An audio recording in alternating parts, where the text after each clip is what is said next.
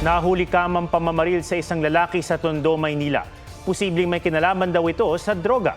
May report si Von Aquino. Nagiinuman ang mga lalaking ito sa isang barong-barong sa tabi ng Riles sa barangay 152 Tondo, Maynila pasado alas 11 ng umaga. Naglakad paikot ang lalaking nakaitim habang tumayo rin ang isa pa. Nang magkasalubong sila, 2 beses na pinaputukan ng baril ng nakaitim na lalaki ang biktima na si Jonathan Belen alias Pangan. Nung pag-ikot niyan, ma'am, meron na kaming narinig na putok, isa, hanggang 2.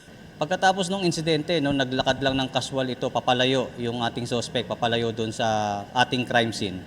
Itong mga kasamahan niya naman na umiinom ay tsaka na tumawag ng tulong. Makikita rin sa CCTV na hinalikan pa ng suspect ang isa sa mga lalaking itago natin sa pangalang Noel. Kinilala ng pulisya ang suspect na si Nomer Mendoza alias Buboy na naging kagrupo raw ni Noel sa Manila City Jail. Ako kalugar namin.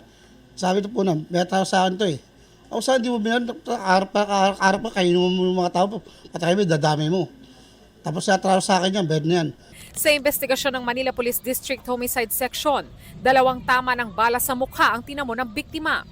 2 anggulo ang tinitignan ng mga pulis sa motibo ng pamamaril. Isang patungkol sa droga, isa naman ay mukhang baka nagkapikunan habang sila ay nagiinuman po. Ayon sa MPD Homicide, 5 taon lang nakulong ang suspect dahil sa paglabag sa Comprehensive Dangerous Drugs Act of 2002 at paglabag sa gun ban in relation to Omnibus Election Code noong January 2022.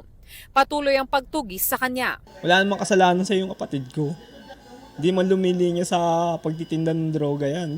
Gumagamit, nandun tayo. Pero para patayin mo ng ganun na lang, hindi man yata makatao yung ginawa mo.